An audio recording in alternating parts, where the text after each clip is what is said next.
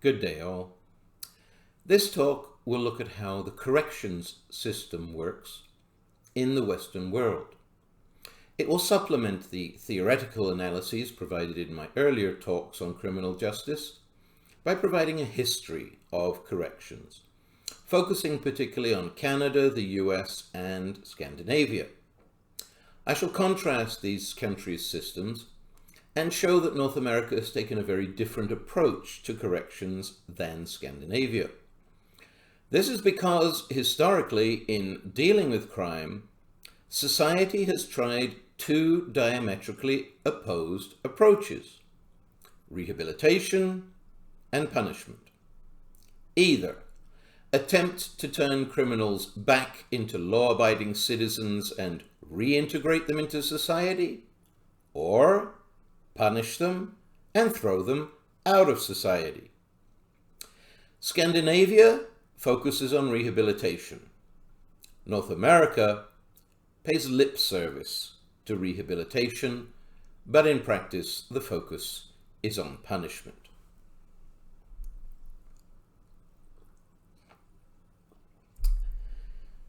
To understand the evolution of these two traditions, I shall begin my history at the beginning with early tribal societies. In the tribe, justice was a matter for everyone. If a problem arose, then the whole tribe would sit down around the campfire in what has become known as a sentencing circle. Every adult had the right to speak, and discussion would continue until a consensus had been arrived at as to what was to be done. A tribe was essentially a family, and so tribal societies emphasized caring and rehabilitation. For them, the purpose of justice was to restore social harmony and heal the community. If one person had wronged another, then balance must be restored, either through restitution or punishment. Once the offender had done that, then they had paid their debt and were part of the community once more. If the offender refused to submit to the judgment of the tribe, or if their crime was extreme, then some tribes used the death penalty. But for most tribes, the ultimate penalty was banishment. Get out. You are no longer one of us. Now, banishment could be a death sentence, but some people, like so-called mountain men, do learn to live by themselves in the wilderness. Or the alternative was for the outcast to find another tribe, persuade them that he'd learned his lesson, and join them. So, for most of human history, through hunting and gathering society and early agricultural society, corrections really were about correcting the problems of the individual and society so as to restore them both to smooth functioning. This is the principle on which the modern sentencing circle still works. In a small community, offender and offended are going to have to interact on a regular basis. So, if either side has any lingering resentments, it will continue to disrupt the community. The idea is to find a solution that works for both sides so that social peace can be restored. This is the way that justice always worked, until agricultural societies were taken over by a military aristocracy. The world's first ruling class were warlords, who amassed armies and conquered agricultural villages. Successful conquerors eventually created empires, such as those of Babylon, Egypt, Greece, and Rome. After the collapse of the Roman Empire, Europe entered the age of feudalism, which was a more decentralized system where each aristocrat ruled his own patch of land instead of having a single emperor. In all of these societies, once the aristocracy had taken over, they took the justice system out of the hands of the community and instead used it to support their own rule. The goal of healing was replaced by the goal of punishment. Moreover, this punishment was to be both brutal and public. Corporal punishment became the norm. Beating, whipping, branding, being pilloried, having various body parts chopped off, or ultimately, execution. These punishments all took place in public, and the aristocracy made it clear that the public was expected to attend. Supposedly, this was all intended to deter others from breaking the law. In practice, it was intended to deter others from defying the will of the aristocracy by providing a public demonstration of their power. The justice system, in effect, became an extension of the military, just another structure of organized violence used to maintain the rule of the ruling class.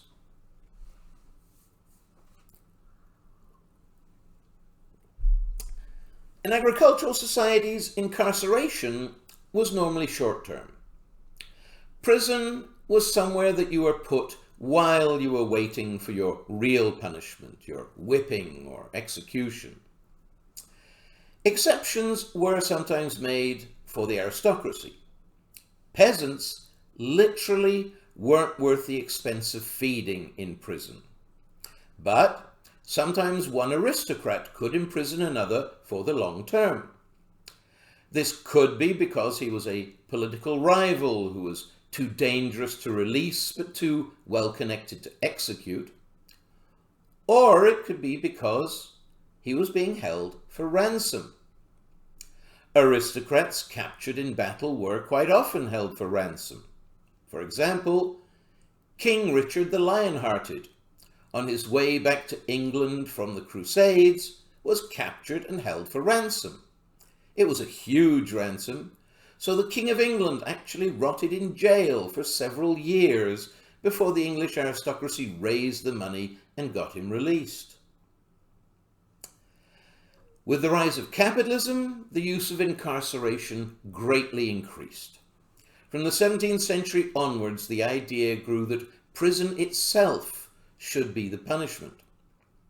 However, through the 17th and 18th centuries, prison building in Europe was delayed because its new overseas empires allowed Europe to create a modern form of banishment called deportation.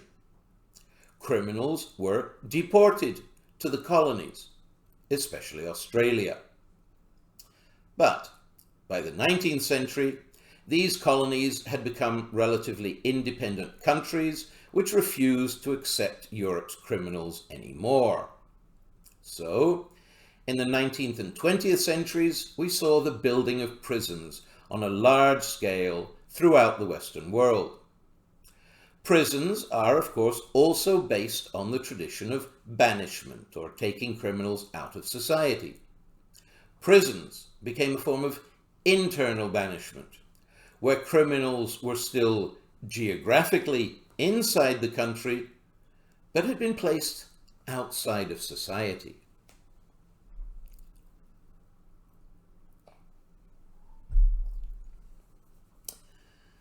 The growing use of incarceration was justified with the argument that it was supposedly more humane than corporal punishment. Well, this would have been the case, except that in practice, losing your freedom was just the start of what happened to you in prison. Banishment was always closely tied to punishment, and inmates were punished from the moment they arrived in prison. Becoming a convict was tantamount to losing your status as a human being. Convicts had no human rights. They were considered to be subhuman slime and were treated as such. Prisons were hellholes, where convicts were subjected to all kinds of physical and mental torture, beatings, starvation, solitary confinement, and atrocious living conditions.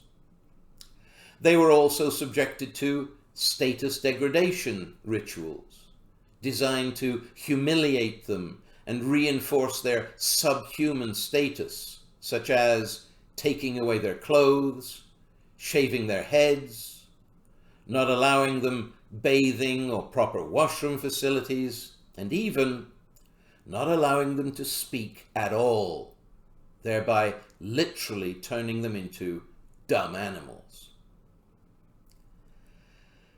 Critics of this brutal prison system sprang up immediately. Over the past 200-odd years, literally hundreds of reports have been written describing these atrocities and demanding that they stop. There have always been voices urging a turn away from punishment and back towards the healing approach, where criminals were rehabilitated, not just brutalized. For a long time, these voices were largely ignored by Western governments. Occasionally, to show that they were supposedly listening to the public, they would set up small-scale experiments with more humane conditions, but these were usually shut down at the first sign of trouble. Nevertheless, in the early 20th century, public pressure for penal reform grew. Religious groups organized to fight for this, as did citizens groups such as the John Howard Society in Canada.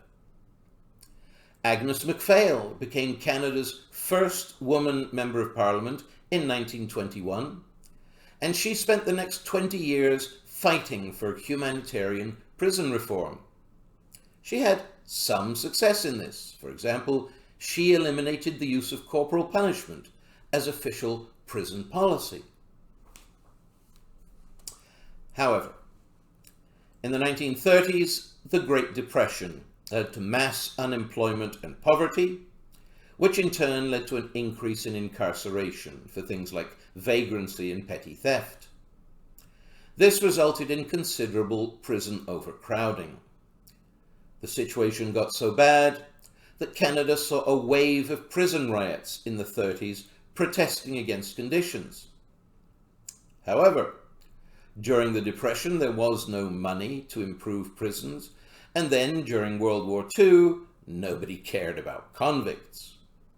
But after the war, as part of the broader program of building the welfare state, Canada's prisons finally saw some major humanitarian reforms.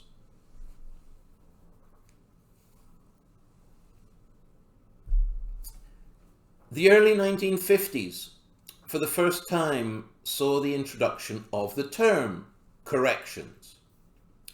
This was part of a major change in official state policy. The goal was supposedly now to correct the offender, not just punish him. Rehabilitation became the official purpose of the justice system in the 50s and 60s. To this end, a variety of therapeutic techniques were introduced into prisons: psychotherapy, group therapy, drug therapy, and so on. It was believed that helping inmates to deal with the personal problems that got them into prison would help them to stay out of prison in the future. However, by the early 70s, widespread disillusionment had already set in with this approach because it didn't seem to be working. Recidivism rates remained high. All therapy was criticized, and the unofficial slogan of the corrections system became, "Nothing works." Well, today we know a couple of the reasons why nothing worked. First of all, because prison therapy is almost a contradiction in terms.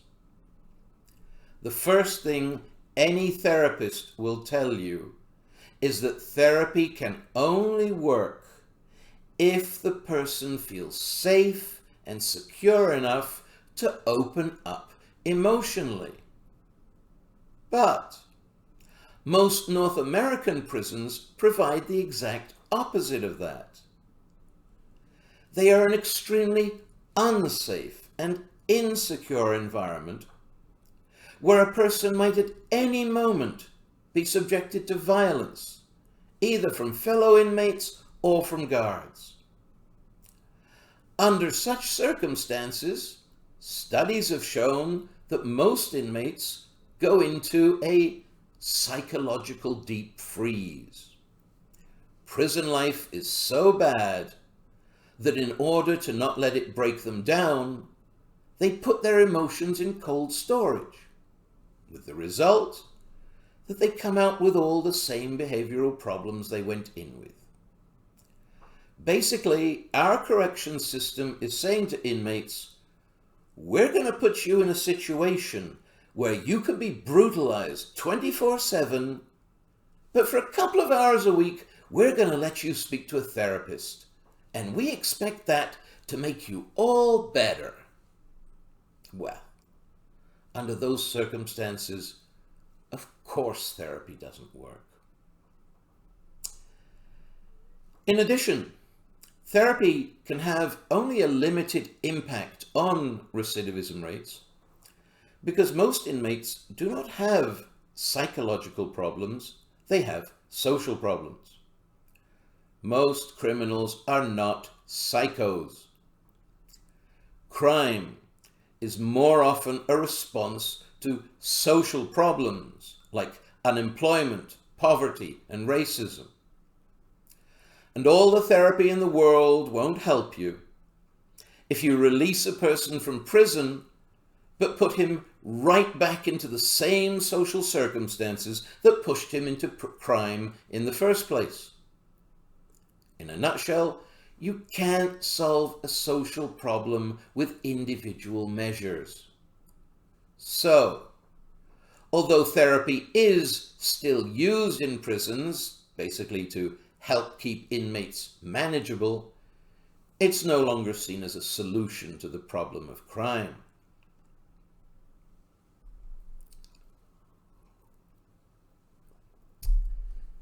The 1970s then saw the introduction of a new approach called community-based corrections.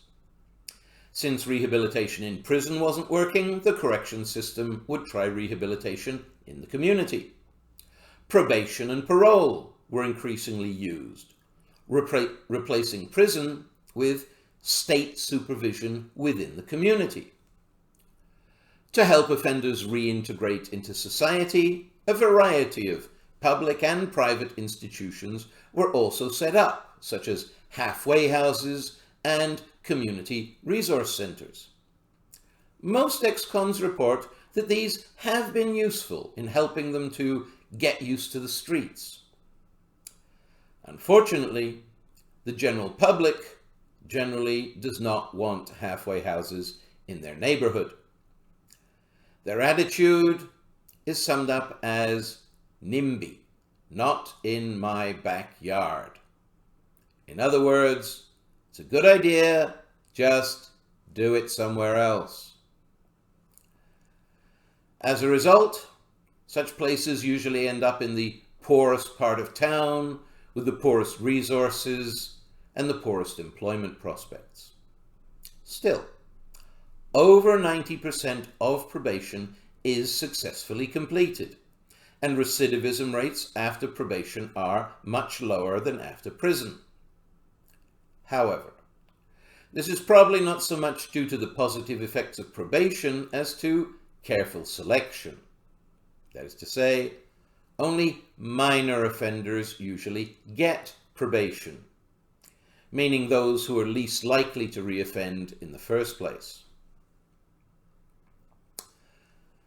Community-based corrections was supposed to lead to what was termed decarceration, or a decline in the prison population. The idea was that probation would provide an alternative to prison. So there'd be more people on probation, but less in prison. In reality, that never happened.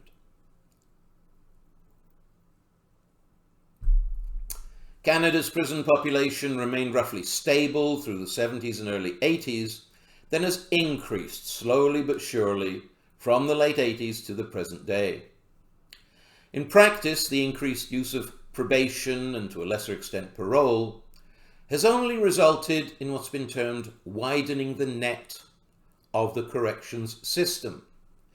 By the late 80s, not only were there more Canadians in prison than ever before, but there were also over 4 times as many more Canadians under some other form of state supervision through probation programs and so on. In short, there were over 5 times as many people in the system as there had been about 20 years previously, even though there is no evidence that this increase in state supervision reduces crime rates. Critics have argued that the real goal of community-based corrections all along was just to provide a justification to expand the scope and the budget of the corrections system in this way. With the economic recession of the 70s and 80s, just about every other area of the state saw major cutbacks. But the budget for corrections continued to grow. In political terms, the 80s saw the rise to power of what was then called the New Right, led by people like Margaret Thatcher in Britain, Ronald Reagan in the US, and Brian Mulroney in Canada.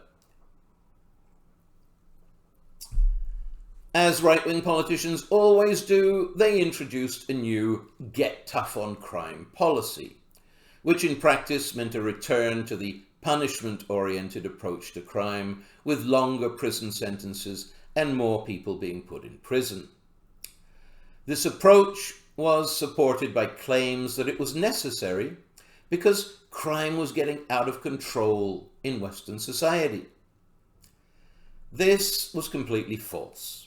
Crime rates were actually holding steady at the time. But through the 80s and 90s, a lot of people believed it and supported the Conservative government's get tough approach. However, by the late 90s and early 2000s, public disillusionment was also beginning to set in with this approach because it too was not working. Recidivism rates remained high.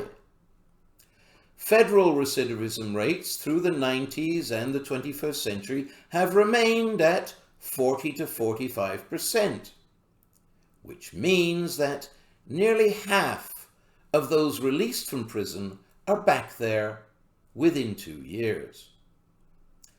More and more studies, such as a 1999 study by Canadians Paul Gandreau and Claire Goggin and American Francis Cullen, were coming to the conclusion that prisons have essentially no positive effect in terms of reducing recidivism or criminal behavior. On the contrary, they argued, prisons often act as schools of crime, with inmates learning criminal skills off each other, thereby making it more likely that they will return to crime after their release, turning low-risk offenders into high-risk offenders. Moreover, prison gives inmates the opportunity and even the necessity of making social connections with more experienced criminals.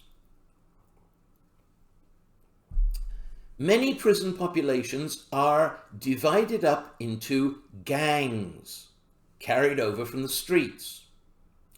Some prisons even officially segregate their populations by gang affiliation so as to minimize conflict. If an inmate does not already belong to a gang, then their individual survival generally depends on swiftly joining one of these gangs. Without the support of a gang, the individual inmate will soon find themselves in the infirmary or the cemetery. However, upon release, the gang members on the outside will expect, and if necessary, pressure the new guy into joining in their criminal activities. This is another way in which prisons increase the likelihood of recidivism. In addition, prison also teaches violent behavior because violence begets more violence. Although things have improved since the 19th century, inmates in Canada are still regularly subjected to violence, both from other inmates and from prison guards. In 2013, the Ontario Ombudsman issued a report stating that physical abuse of inmates by guards is widespread in Ontario and that it is regularly covered up by prison authorities. Encouraged by this report, within a year of its publication, 7 inmates of an Ottawa prison filed lawsuits alleging that they had been repeatedly and viciously beaten by guards, sometimes while in handcuffs. In response, 1 guard was criminally charged and several more were fired. But this is not about a handful of individuals. This is about a culture and a tradition that accepts and even expects regular use of violence by guards towards inmates. In Canada in 2020, corrections officers used force on inmates on over 2,000 documented occasions. However, this did not make inmates less violent. On the contrary, over 60% of prison staff were also subject to violence. Violence may keep inmates quiet over the short term, but over the long term, violence only teaches violence. Prison turns non-violent criminals into violent criminals. In short, many people go into prison as minor criminals, but after a stay at the School of Crime and Violence, they come out as major criminals. This means that our present so-called correction system is literally doing more harm than good in the fight against crime. And the leaders of our corrections system are aware of this. For example,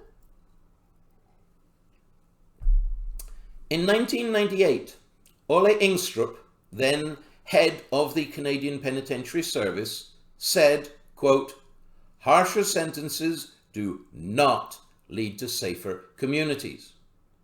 He said that more prison time is not the solution, and that on the contrary, prison often unnecessarily tears apart families and brutalizes offenders. He said that the present situation is, quote, "a human tragedy, and the numbers are large." He appealed to prison administrators and politicians to fight for less punishment in prison and more rehabilitation or programming. In 1999, the Supreme Court of Canada similarly declared that Canada had become, quote, "a world leader in putting people in prison," and that, quote again, "this record of incarceration obviously cannot instill a sense of pride." The Supreme Court concluded that we need to find alternatives to incarceration. And such statements have gradually had an impact on the general public, turning many people against incarceration. But despite this change in both expert opinion and public opinion, when Stephen Harper's Conservatives took office in 2006, they immediately introduced a fresh wave of get tough on crime legislation. The result was an immediate increase in Canada's prison population, from just over 34,000 in 2005 to over 38,000 by 2011.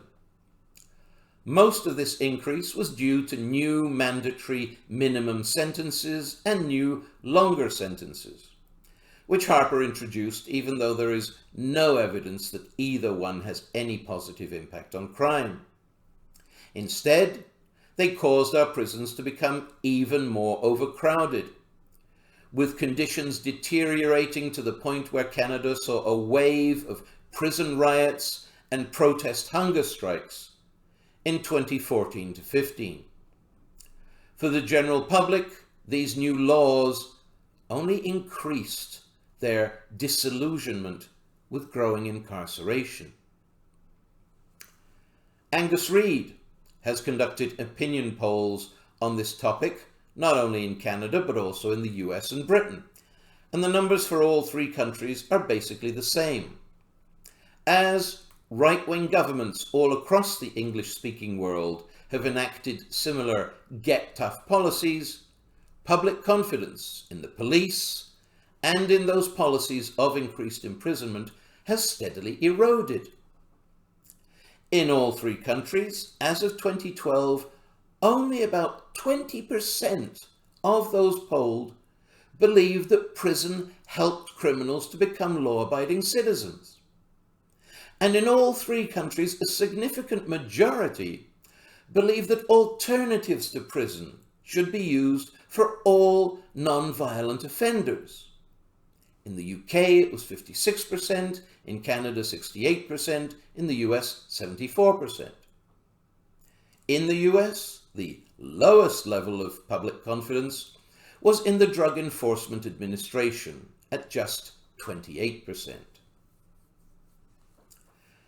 These figures, I would propose, show that all across the English-speaking world, more and more of the general public are losing confidence in the right-wing approach of increased incarceration in general, and in particular, are losing confidence in the war on drugs. The general public is coming to realize that while it may be necessary to keep a small number of violent offenders in prison, the incarceration of millions of non-violent offenders for things like taking drugs does far more harm than good to society as a whole. Moreover, the moral panic that the new right whipped up over the issue of crime in the 80s and 90s is also fading. The 2012 Angus Reid poll found that in all three countries, only about 10% of people thought that crime was the biggest problem in their communities. Instead, in all three countries, about 70% thought that the economy was the biggest problem, especially unemployment. In short, the general public believes that the government's money would be better spent creating jobs than putting people in prison. But if putting more and more people in prison doesn't work and isn't supported by the majority of the population, then why do right-wing governments like Stephen Harper's always do it? Why else? Money. The principal goal of all right-wing governments is to increase the profits of their friends and supporters in big business. To this end, ever since Brian Mulroney's day in the 80s, Canadian governments have been slowly but steadily privatizing all government services, including health, education, welfare, and corrections. Outsourcing of things like catering and laundry services, the provision of surveillance equipment and armaments, and the building of new prisons commissioned by Harper are all ways to funnel more taxpayers' dollars to corporations. In short, the more people you put in prison, the more money the corporations can make. This is why Harper had what's been called a build and fill corrections policy. Build more prisons and fill them up with poor people, particularly poor indigenous people.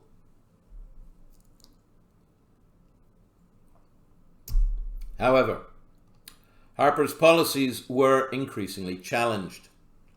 His new mandatory minimum sentences were challenged in the courts as a Charter of Rights infringement, and judges have struck down many of them as unconstitutional. Then in 2021, the Liberals introduced Bill C-22, which scrapped most of those minimum sentences, especially for drugs and firearms offences. The bill also requires police and prosecutors to look for alternatives to incarceration, such as conditional sentences served in the community. Justice Minister David Lametti stated that the Liberals were, quote, turning the page on a failed Conservative criminal justice policy.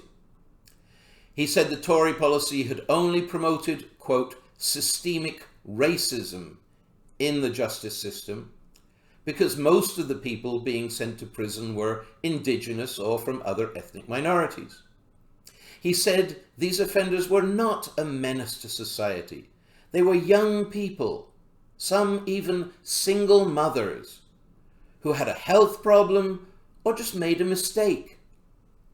He said that for them, quote, incarceration is the wrong response. And what they need instead is, quote, positive programming. I would argue that this is a much more positive approach to crime than the get tough approach.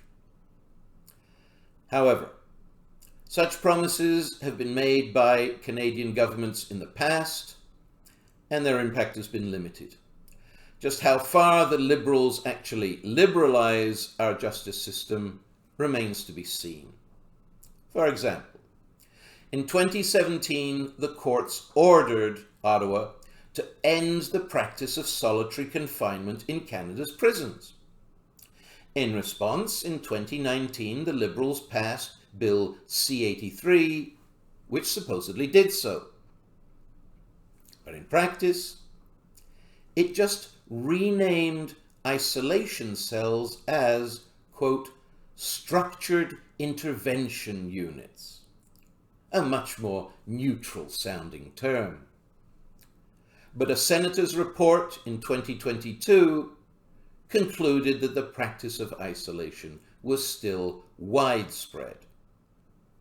Such terminological sleight of hand has to make one question the Liberals' real commitment to liberalising Canada's corrections system.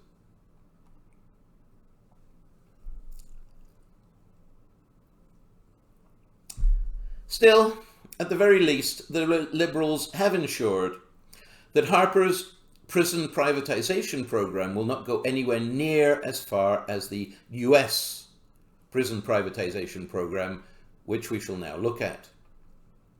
This programme had two parts, both introduced by President Ronald Reagan in the early 80s. First, private corporations were allowed to employ convicts in prison at minimum wage. By the early 90s, convict labour was already earning American corporations profits of over $1 billion a year. Second, in 1984, the first private prison in the US was opened. By 2012, there were over 100 private prisons in the US, together housing over 130,000 inmates. These private prisons not only use their convicts as labour, they've been allowed to pay well below minimum wage. State-run prisons pay their convicts $1.25 an hour.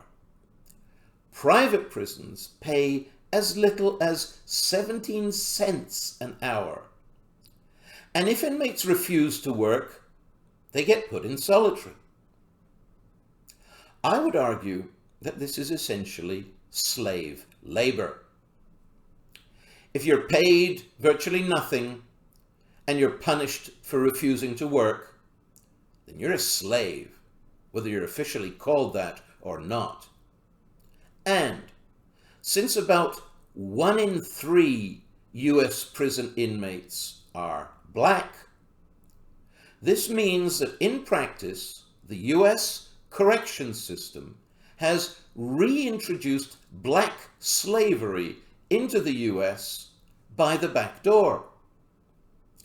More and more studies are showing that private prisons are more expensive, more violent, and less accountable than publicly run prisons. And yet, they grew significantly through the late 20th century and the early 21st century. Why? Because they're making huge profits. In 2010, the 2 largest US correctional corporations together brought in over $3 billion in revenue. And between 2002 and 2012, those same 2 corporations spent over $17 million lobbying for stricter laws. And that included over $2 million in campaign contributions to politicians, which are something that I consider simply legalized bribery.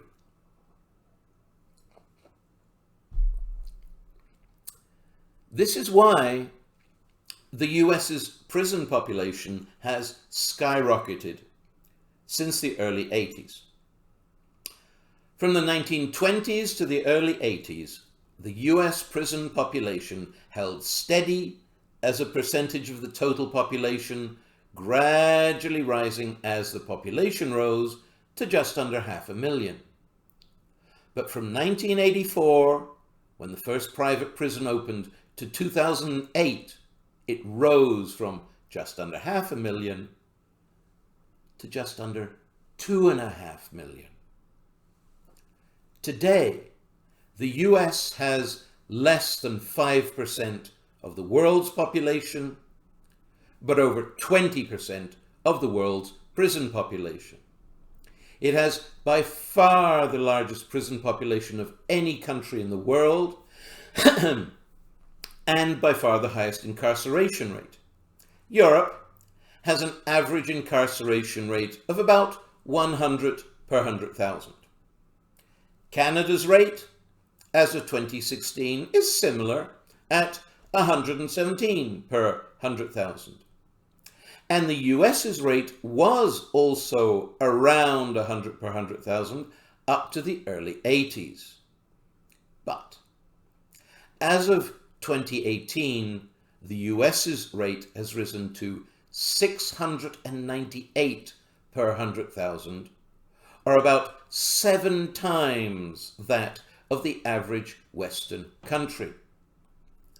As a result of this, about 1% of the US's entire adult population is now in prison. There are more people in prison today in the so-called land of the free than there were in any dictatorship in history, even including Stalin's gulags in the Soviet Union.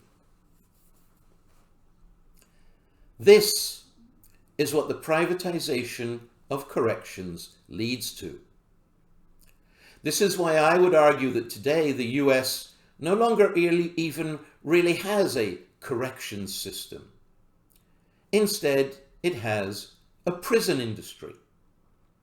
The prison industry, like any private industry, is impelled by the profit motive, not by justice. It warehouses and brutalizes millions of people, mostly poor people, in order to make billions of dollars for the rich. Its profits grow the more people are put in prison, and so its interests lie in creating more criminals, not less. This is why it pays lip service to the goal of rehabilitation while actually embracing the goal of punishment. Because violence begets violence, and a brutal prison system creates brutal inmates. Private prisons are the prison industry's factories of crime. Through harsh punishments, they manufacture more and more criminals, thereby steadily increasing their own profits. And so a system which is supposed to reduce crime instead increases crime. And a system which is supposed to embody morality instead embodies only greed and violence.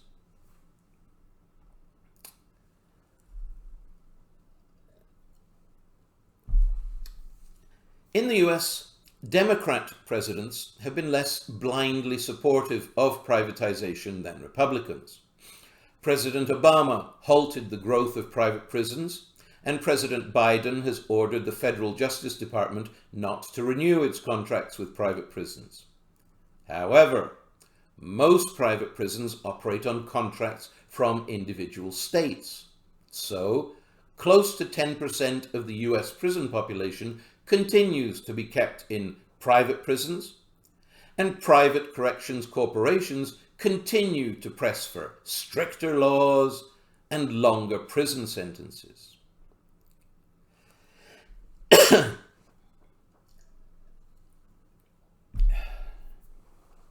Does it have to be this way? Does our correction system have to be about punishment for profit? No. The Scandinavian countries have resisted the political takeover by the right.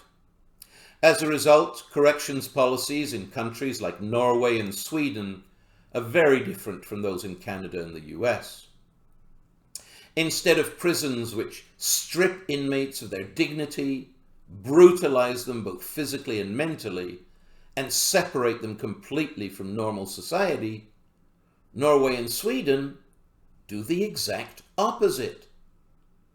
They take the radical approach of treating inmates as if they were actual human beings, not subhuman scumbags.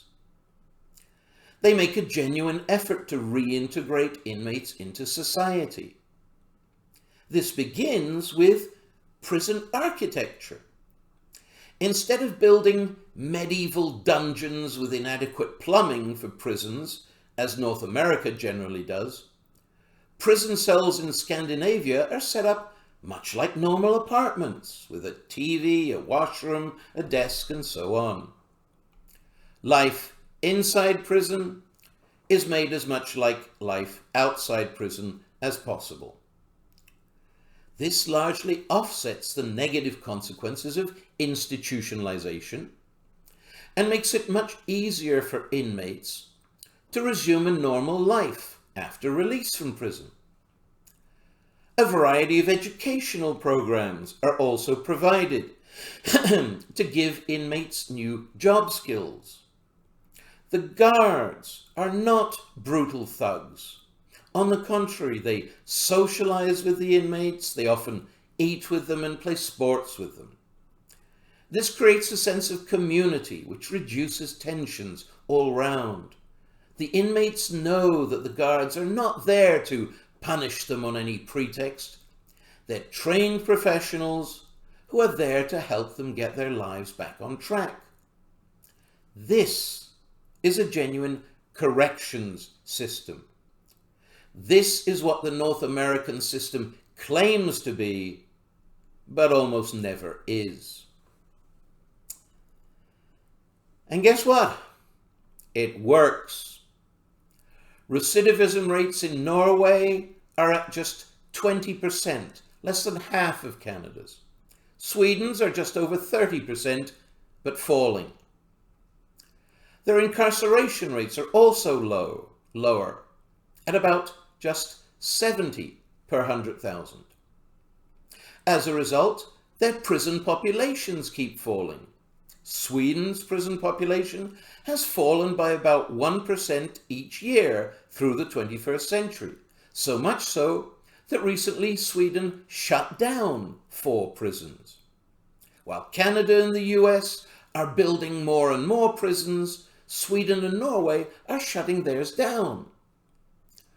What this teaches us, I would argue, is that the only effect of putting more and more people into prison is to put more and more people into prison. The example of the Scandinavian countries, in my opinion, literally shames Canada and the US. It shows that prisons do not have to be inhumane hellholes that make inmates feel so bad that they slash their own bodies and attempt suicide, as happens regularly in North American prisons. It shows that if you want people to act like human beings, you have to treat them like human beings.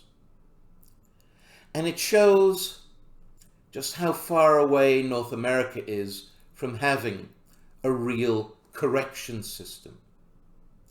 It shows that our politicians' claims that our system is about correction and rehabilitation are just lies.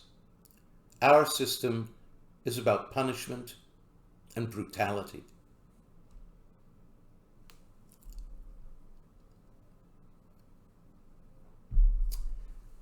In the US, the partial privatization of the corrections system has led to increased levels of violence from prison guards and increased use of punishment by prison administrators. In Canada, corporal punishment in prisons has been increasingly replaced by a supposedly more humane alternative, social isolation. This practice has been given the neutral-sounding official label of administrative segregation, but the general public still largely thinks of it in the older and more honest terms, solitary confinement, while inmates more bluntly call it being put in the hole. The creation of a prison within a prison appears as a logical extension of the principle of imprisonment, prison squared, as it were, a seemingly natural form of punishment within prison. And yet, in terms of its impact on inmates, this is absolutely the worst possible form of treatment that society could devise. As Emil Durkheim showed, much crime, especially violent crime, is caused by anomie, or social isolation. When a person's main social ties are abruptly cut, for example through bereavement, divorce, unemployment, or imprisonment, that person tends to lose their feelings of common humanity with others, and with that often also to lose their common morality. They start to think, if nobody cares about me, then why should I care about anybody? Lacking a moral compass, the isolated individual becomes lost, confused, and likely to hurt themselves and others. Durkheim showed that anomie is the principal cause of suicide, and recent mass shootings in schools and other public areas in North America, which invariably end in the death of the shooter, should also be understood as elaborate suicides caused by anomie and not by any political or religious agenda as proposed by some politicians. The solution to the problem of anomie is to re-establish social ties, ties of family, friendship, and employment, ties which reintegrate the individual into the community. Only meaningful human contact can rehumanize offenders so that they accept that common human morality also applies to them.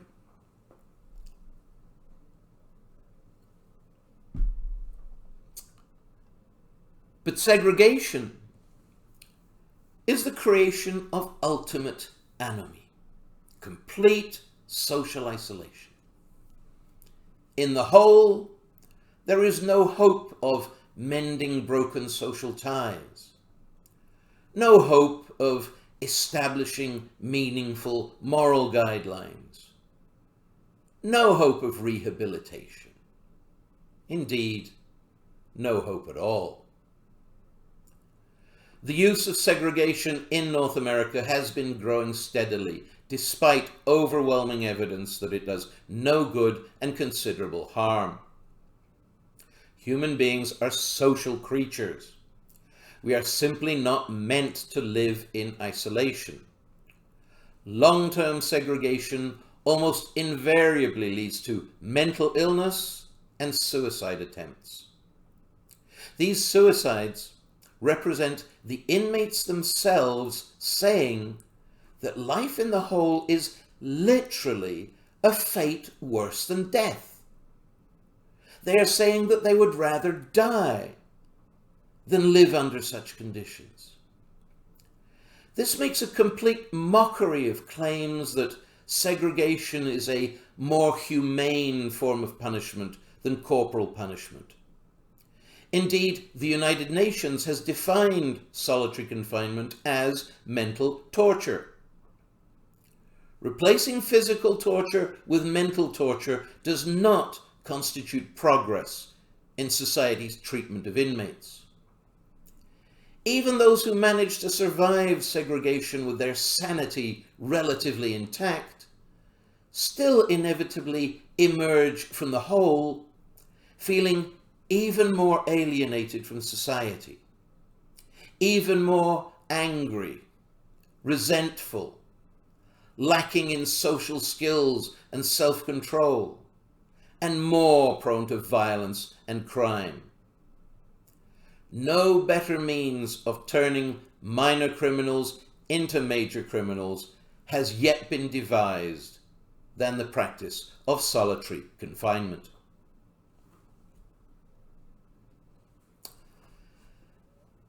Punishment involves pain, physical, mental, or both.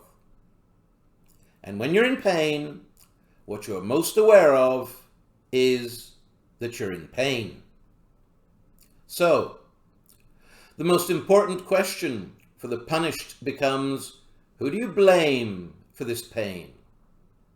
Yourself or the ones hurting you? Society tells you to blame yourself. But why should you listen to someone who's hurting you? Instead, blame the authorities for putting you in jail. The natural response to punishment is not a desire to become a better person, but rather anger and resentment towards the punishers.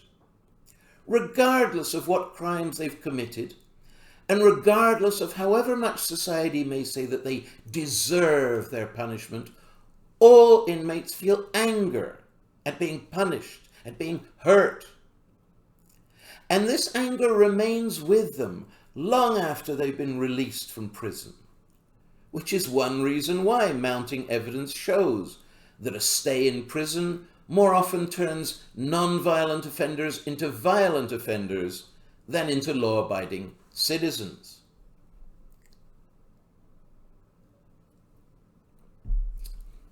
Enacting the policy that violence by the state will deter violence by the individual puts the state in the position of the parent who says, "Don't do as I do, do as I say." Well, as every parent knows, that doesn't work. Children imitate their parents' actions much more readily than they obey their parents' directives. Similarly, state-sanctioned violence by prison guards sets the example, so that violence becomes a norm of prison life. When violence from both guards and other inmates is possible at any time, every inmate must learn some measure of violent behavior in self-defense, if not imitation. And so, prison teaches violence in multiple ways. Our justice system claims to embody public morality. Yet, the moment we introduce punishment and pain into our justice system, we lose all claim to be acting morally. When inmates look around their prison, they can see society inflicting pain not just on themselves, but on thousands of others. They can see that justice in North American society consists of inflicting pain and suffering on a scale that dwarfs that of their own petty crimes. From their perspective, this means that the state is the most vicious criminal of them all.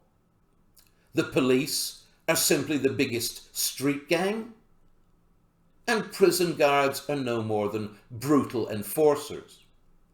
Might makes right, and violence is SOP.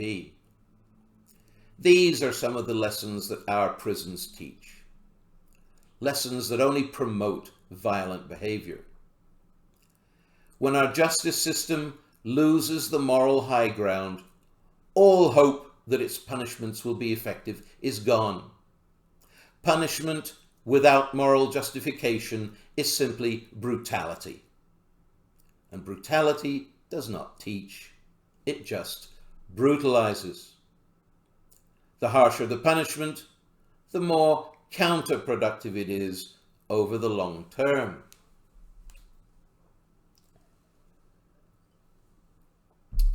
From the perspective of the punished, our criminal justice system is in practice no more than a public vengeance system. You hurt society, so society will hurt you back.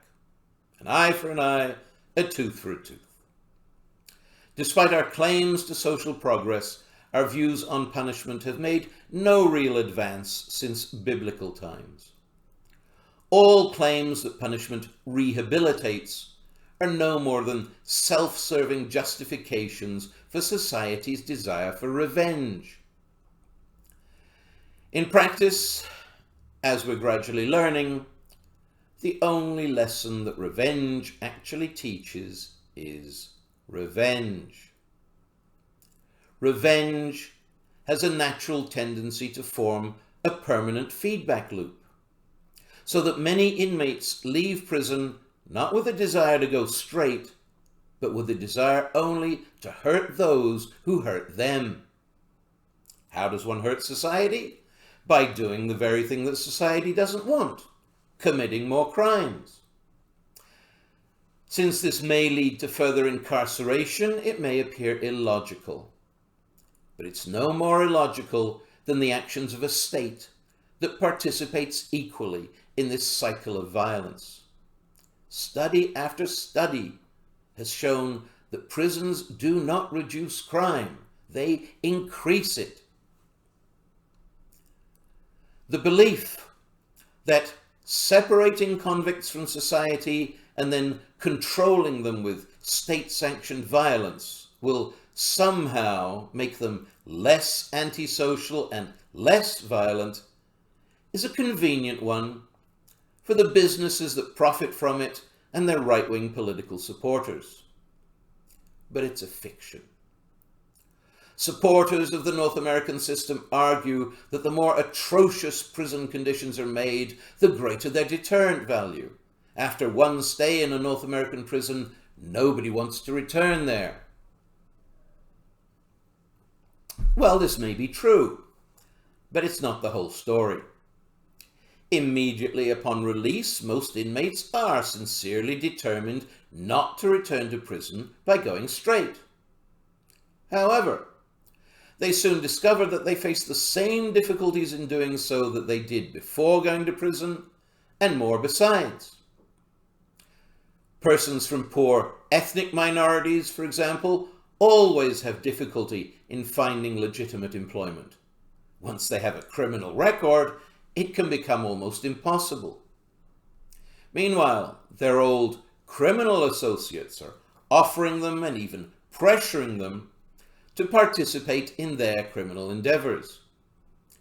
And so, good intentions go out the window when the only opportunities a person has are criminal opportunities. The desire not to return to prison just becomes a determination to become a better criminal so as not to get caught again. All the punishment in the world cannot deter a person from doing something criminal if they've come to believe that they have no other choice. We need to provide ex-cons with more job skills and more job opportunities, not more punishment. Only in this way will our corrections system actually correct offenders and reduce crime rates.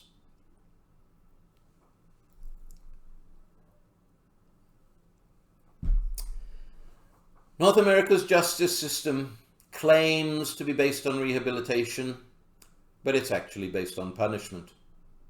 Punishment does not serve the interests of justice, nor does it deter crime. It does not embody morality, nor does it make offenders more moral. Punishment serves the desire of the public for revenge, the desire of corporations for profits, and the desire of politicians for power. It is often said that the punishment should fit the crime. But I say that punishment is the crime. Punishment, the willful infliction of physical and/or mental pain, is never moral, and so can never teach moral behavior. A correction system based on revenge and punishment does not raise the moral level of those being punished. On the contrary, it lowers society to the moral level of the criminal. When the infliction of mass suffering is called justice, then the line between crime and justice all but disappears. The time has come to abandon punishment as a failed social experiment. As a solution to crime, punishment simply does not work. In practical terms, people turn to crime as a solution to their problems. People with problems need help with their problems, not more problems heaped upon them. Inmates need to be provided with programs that can give them job skills and help them stand on their own feet, not to be thrown in the hole. The state can only make society more moral and less criminal by leading by example and creating a justice system that is more humane, less violent, and genuinely focused on rehabilitation rather than punishment. Only then can our justice system reduce crime and actually provide justice. That concludes what I have to say on how corrections work. A transcript of this talk is available if you're interested. Good day all.